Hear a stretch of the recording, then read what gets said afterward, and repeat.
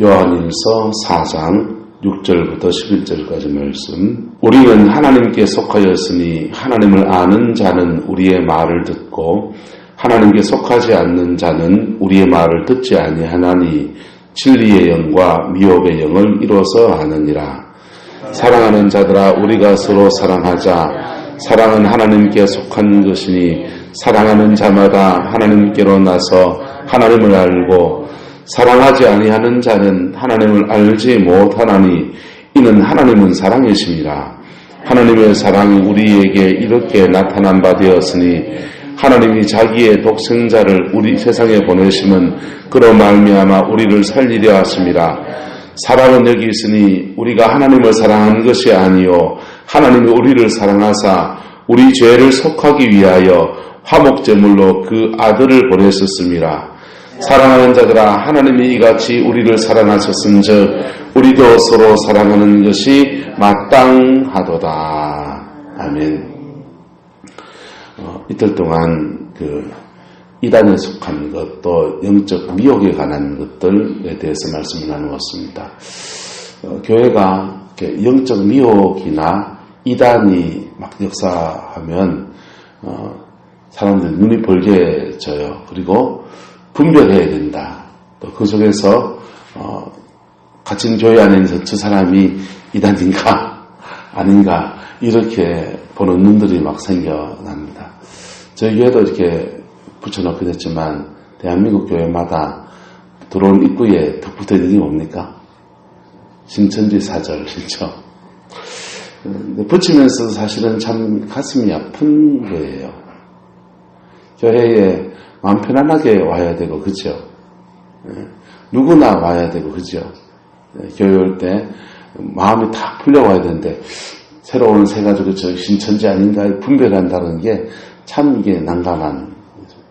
제가 부산에 있을 때에, 새가족부 사역을 한 5년을 했어요. 새가족 사역을 하면, 한 해에 한 200여 명에서 150에서 200명 정도의 사람들이 교회 특별한 행사가 있으면은 총동원 전도절 이러면은 확 몰려오지만은 그런 때 아니면은 200여 명 정도, 150에서 200명 정도의 사람들이 이제 교회를 방문합니다. 방문하고 새가족 등록 카드를 내고 그 사람들은 이제 양육하는 그런 과정을 이제 받는 목사였죠.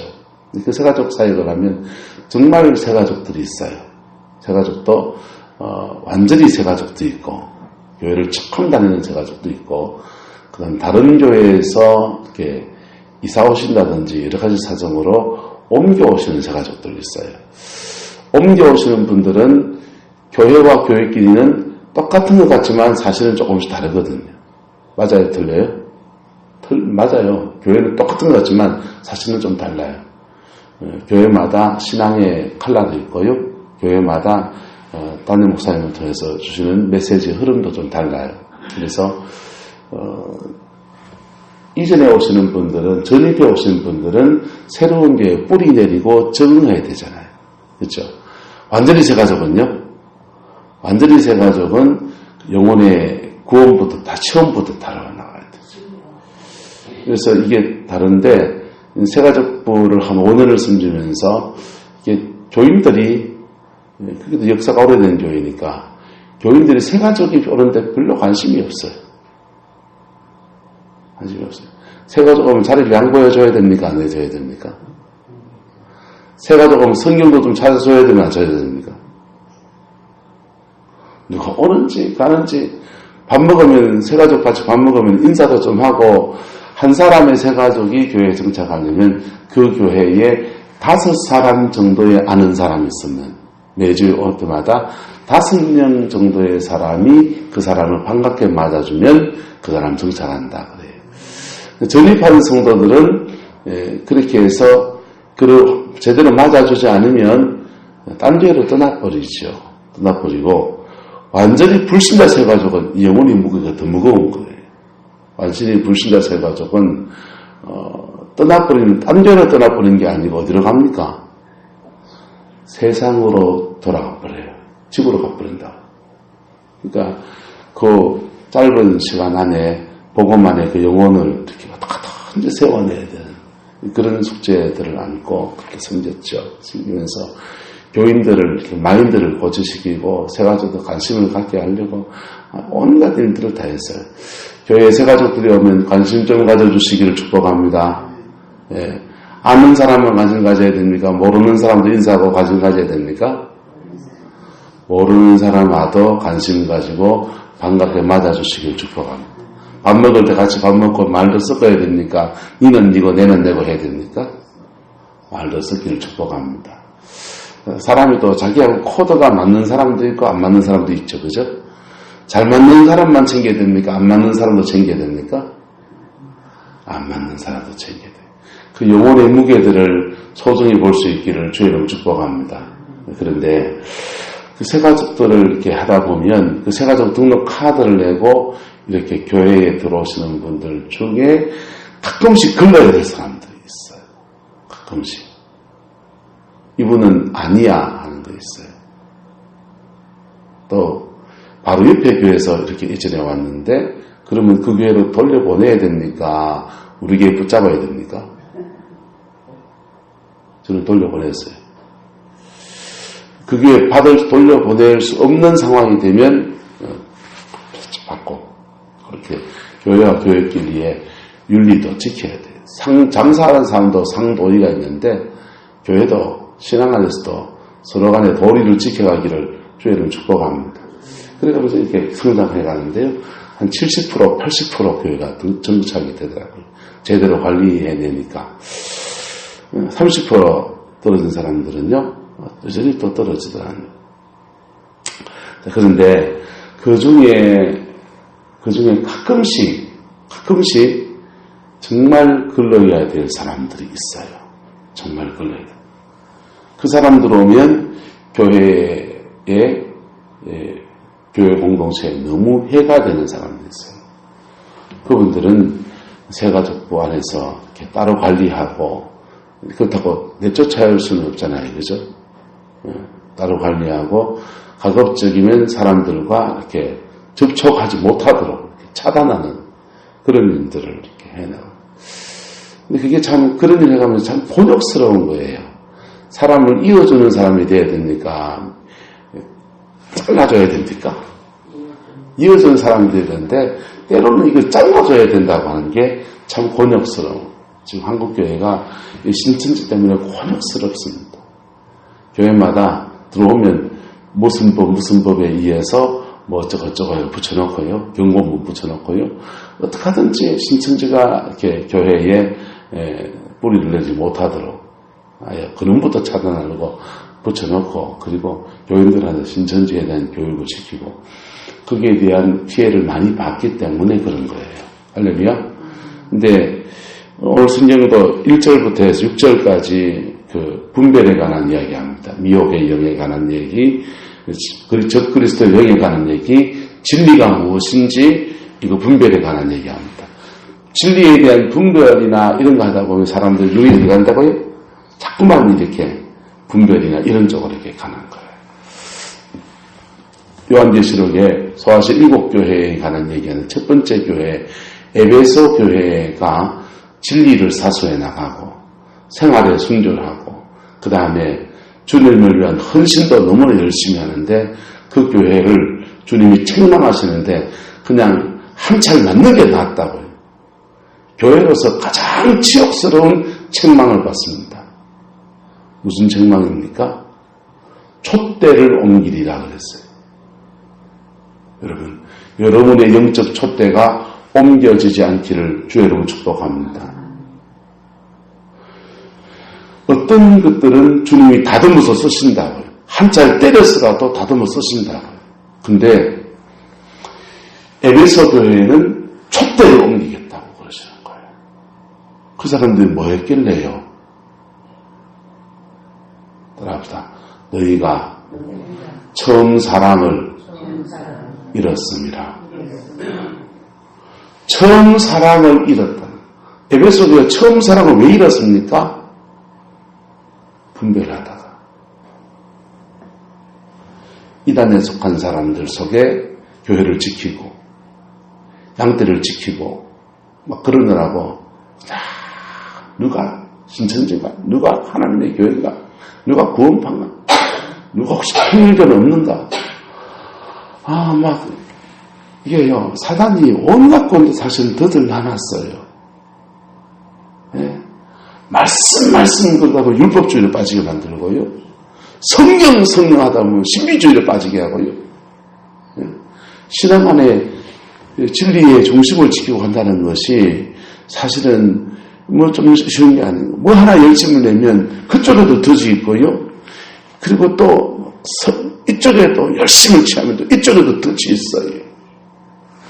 중심을 지켜갈 수 있기를 주님을 축복합니다. 근데 그거 어렵다고요. 그 중심을 지켜가려고 이쪽에도 안 치고 저쪽에도 안 치고 중심을 지켜가려고 막 하다가 보니까 에베소 교회가 진리는 지킨 줄 모르는데 진리의 핵심은 뭡니까? 피 묻은 복음입니다. 할렐루야. 피 묻은 복음, 그의 영혼을 구원하신 첫 은혜에 대한 감격, 그 안에서 우리가 이런 사랑을 받았으니 우리도 그렇게 사랑하는 것. 그런데 이단에 한두 번 당해보세요. 그러면 사람이요, 새로운 사람 들어오면은 저것도 신천지 아닌가 이래 생각이 되는 게 현실인 거죠. 그래서 오늘 성경의 7절부터 사랑에 관한 말씀을, 그것도 주님의 그 사랑에 대한 얘기들을 풀어가는데 바로 복음을 풀어가고 있는 것입니다. 할렐루야. 분별에 관한 얘기 하고 난 뒤에 바로 뭘 얘기한다고요? 사랑에 관한 얘기하는 겁니다. 사랑하는 자들아 우리가 서로 뭐하자? 사랑하자. 이단이 있건 없건 뭐하자? 사랑하자. 죄가 있건 없건 사랑하자. 사람에 대한 사랑을 잃지 않는 저와 여러분 되기를 예수님의 이름으로 축복합니다. 그거 에베소 교회가 못했더니 다른 것 지켰는데 그거 못했더니 주님이 한자에 탁 때리고 정신 차리라 이놈들아. 사랑해야지 이렇게 하신 게 아니고 촛대를 옮기리라고 하는, 너는 이제 교회가 아니다 이 말이에요. 네. 너는 더 이상 내가 너희 교회에 맡긴 사명을 감당할 수 없다 이렇게 선언하시는 거. 얼마나 무서운 얘기입니까? 저와 여러분이 끝까지 저와 여러분 맡기신 사명 감당하고 그래서 그 승리하는 저와 여러분 되기를 예수님의 이름으로 축복합니다. 그래서 사랑에 관한 말씀을 오늘 주고 있는 것입니다. 사랑은 누구에게 속한 것입니까? 하나님께 속한 것이지요. 그래서 이런저런 상황 안에서 그때도 사랑할 수 있는 힘은 누구한테서부터 오는 겁니까? 하나님께로부터 오는 것입니다. 사랑하는 자는 하나님께로 나서 누구를 알고? 하나님을 알고. 8절요. 사랑하지 아니하는 자는 누구를 알지 못한다? 똑똑해서 성경을 다 아는 것 같은데 사실은 성경을 쓰신 그분을 모르는 거예요. 그분을 모르는 거예요. 9절요. 그러면 그게 7절과 8절은 하나님을 따라서 하나님은 우리를 드러내시고 고치시고 우리의 어떤 문제를 드러내시고 고치시고, 그러나 너희들이 안다고 하고 똑똑하다고 해도 사실은 아무것도 모르고 있구나. 드러내시는 7절 8절. 사랑하지 아니하는 자는 하나님을 뭐하지 못한다? 알지 못한다. 하나님을 생각으로 모른단 말입니까? 가슴으로 모른단 말입니까? 가슴으로 모른단 말이죠. 9절요. 그래서 이것 아닌 모습을 드러내시고 9절입니다. 고치시는 거에 하나님의 사랑이 우리에게 이렇게 나타난 바 되었으니 하나님이 자기의 독생자를 세상에 보내시면 그로 말미암아 우리를 뭐하려 하십니다? 살리려 하십니다. 알려줘야 하십니다. 사랑은 여기 있으니 우리가 하나님을 사랑한 것이 아니요 하나님이 우리를 사랑하사 우리 죄를 속하기 위하여 무슨 제물로요? 화목제물로 그 아들을 보내셨습니다. 로마서는 여기다 한 줄 되었을 때에 더해서 우리가 아직 죄인 되었을 때에 하나님을 알지도 못할 때에 얻기를 막할 그때에 우리를 사랑하사 아들을 주셨다. 우리를 사랑하사 아들을 주셨다.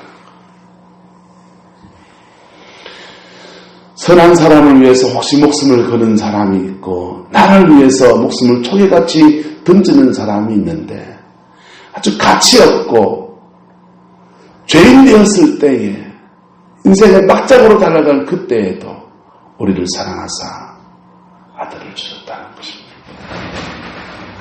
그 사랑 안에서 다시금 세워지는 저와 여러분 되기를 축복합니다. 우리는 어디에서부터 다시 서야 되느냐? 피 묻은 십자가의 그 사랑 위에서 다시 서야 됩니다. 피 묻은 십자가의 그 사랑 위에서 다시 서야 됩니다. 그럴 때 내 안에, 우리 안에 사랑의 에너지가 다시 일어나는 것입니다. 사람은요, 사랑이라고 하는 게 참 묘해요. 사랑은요, 받은 만큼 하고요, 예, 본 만큼 하고요, 느낀 만큼 하게 되어 있는 거예요. 사람이 배운 대로 살아집니까? 많이 배운 사람은 그러면 대단히 고상한 삶을, 이 고상이란 이름 나올, 단어가 나올 때가 장르는 것도 괜히 죄송해요. 대단히 고상한 삶을 살 것 같지만은, 여러분, 배운 사람은 큰 도둑질하고요. 옛날 말에, 덜 배운 사람은 작은 도둑질하고요. 인간의 그 죄성이라고 하는 것은, 예, 그대로의 온갖 일들이 죄의 모습 그냥 또 나오는 거예요. 많이 배운 사람은 교묘하게 죄짓고요. 적게 배운 사람은 죄송하면 무식하게 죄짓고요. 인간의 죄성이라고 하는 것은 누구나 벗어날 수 없는 것입니다. 그런데 그런 사람이 책 좀 보고 공부 좀 하고 지식이 좀 들어오고 그러면은 자기가 배운 대로 그 인생을 한번 살아보고 설계를 하고 행복한 가정을 꾸리고 이렇게 인생 계획을 짜지만은 그게 만리장성 같은 꿈을 혼자 꾸고 있어도 그게 이루어가는 것은 하나님이 해주셔야 되는 거예요. 이루어가는 것은 그의 성품의 문제고 그가 얼마나 이루어갈 수 있는 그 힘과 에너지는 그가 얼마나 사랑을 받았느냐예요. 얼마나 사랑을 받았느냐. 우리가 사랑받으면요. 사랑받은 추억이 있는 사람은 웬만한 문제도 끝없이 넘어가는 거예요. 정택이 목사님이요. 자기 딸하고 한번 선을 보러 갔습니다. 선을 보러 갔는데 딸을 이제 선본 사회적 아니죠. 이제 상대편 남자 쪽에서 딸이 못생겼다고 안 한다고 그런 거예요. 고슴도치도 지 새끼는 이쁘다 안 이쁘다? 이쁘잖아요. 그러니까 정 목사님이 이제 화가 나는 거예요. 내 딸이 어디가 못생겼다. 얼마나 잘생겼나. 화가 나가지고 막 맨날 며칠 끙끙 앓는 거예요. 근데 그 딸은요, 찌익한 가든 말든 그 다음날도 얼굴 쌩하게 나가서 자기 일하고 또 해가지고 좋은 사람 만나서 사는 거. 정 목사님, 야, 너는 어떻게 그렇게 되냐? 그렇게 물으니까 아빠가 나 사랑하고 엄마가 나 사랑하고 하나님이 사랑하고 내가 나를 사랑하고 딴 사람들이 나 좋다 하는데 그 친구가 나한테 그 말한 게 내가 무슨 상관이 있노? 세상 모든 사람이 내 사랑할 수는 있나? 딸은 건강하게 반응을 하는 거예요. 왜? 정목사님과 딸이 왜 다릅니까? 부모고 딸이어서 그렇습니까? 정 목사님이 그걸 풀어가면서 그렇게 말하다. 자기가 받은 사랑과 그 딸이 받은 사랑과 사랑의 수준이 다르기 때문에 성장 과정에서 자기는 부모로부터 그런 사랑을 아버지로부터 받아보지 못했고 지는 목사 딸로 태어나가지고 그런 사랑을 이렇게 받고 살아보니까 현실 속에서 웬간한 상처되는 일들도 툭툭툭툭 뛰어넘고 툴툴 틀고 일어나서 또 달려가더라. 할렐루야. 저와 여러분 안에서 그 가족으로부터 채워지는 그 사랑은 사실 지금 끝났습니까? 안 끝났습니까? 거의 끝났잖아요. 그것을 능가하는 위로부터 채우시는 그 은혜와 사랑이 부어지게 되기를 예수님의 이름으로 축복합니다. 아멘. 위로부터 넘치는 그 사랑이 우리에게 부어지면요. 그 사랑 안에서 우리는 우리에게 준 영혼을 사랑해내고요. 그 사랑 안에서 나를 구원하신 그 은혜 의지에서 또 사명을 감당해 나가고 그 역사를 이루어가는 거예요. 여러분, 그래서 복음에 대해서 말합니다. 하나님의 사랑이 우리에게 이렇게 나타난 바 되었으니 하나님이 자기의 독생자를 세상에 보내심은 그로 말미암아 그분은 죽고 우리를 살리려 하십니다. 할렐루야. 아멘. 그분은 죽고 우리를 살리려 하십니다. 여러분 이거 교회 처음 나올 때 들은 진리 맞습니까? 안 맞습니까? 여러분이 귀에 못이 박히도록 들은 그 얘기 맞습니까? 안 맞습니까? 또 얘기하는 거. 그 진리 앞에 처음 받은 그 첫사랑 앞에 다시 깊이 서라는 겁니다. 할렐루야. 하나님의 사랑은 프리즘처럼요. 돋보기처럼 한무대로 확 모여서 그것을 통해서 확 일곱 색깔 무지개로 뻗어가는 거예요. 그 한 지점이 뭐냐? 십자가입니다. 그 한 지점이 우리를 처음 구원하셨던 그 은혜의 자리, 보혈이 뚝뚝 떨어져서 생명으로 죽음을 덮어버린 그 은혜의 자리, 바로 그곳인 것입니다. 10절요. 사랑은 여기 있으니 우리가 하나님을 사랑한 것이 아니요 하나님이 우리를 사랑하사 우리 죄를 속하기 위하여 화목제물로 그 아들을 보내셨도다. 11절. 사랑하는 자들아 하나님이 이같이 우리를 뭐했은즉 승적. 이것이 머리에 간념으로 만드는 사람은 사랑이 안 나옵니다. 복음이 생각 속에서 그랬다 카더라 하는 사람은 사랑이 안 나옵니다. 그냥 아이고 그래 사랑하셨다는데 우리 그래야 되는데 하고 말 거예요. 그런데 그것이 자기 영혼에 파도처럼 밀려와서 그의 영혼 안에 자리 잡은 사람은요. 그 사람은 하나님 안에 있고 그 사람은 하나님 안에 있고 하나님도 그의 안에 계시고요. 그는 하나님의 아는 자 되고요. 하나님은 그를 아는 자가 되고요. 그 사람은요.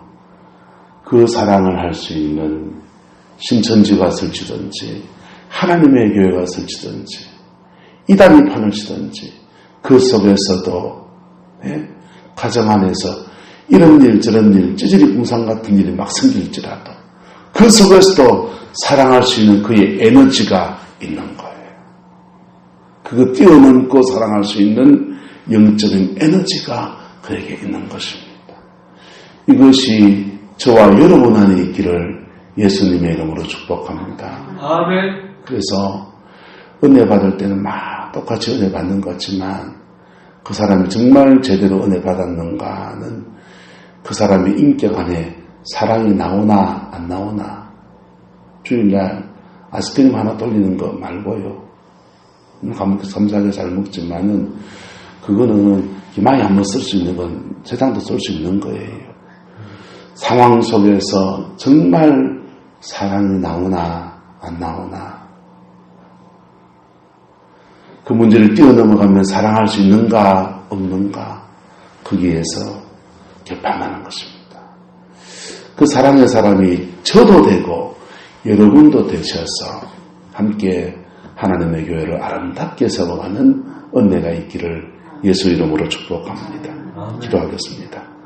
사랑과 은혜가 많으신 아버지 하나님, 우리가 서로 사랑하는 것이 마땅하도다 했지만 하나님, 우리는 우리에게 주신 가족들도 제대로 사랑하지 못하는 어리석은 자입니다.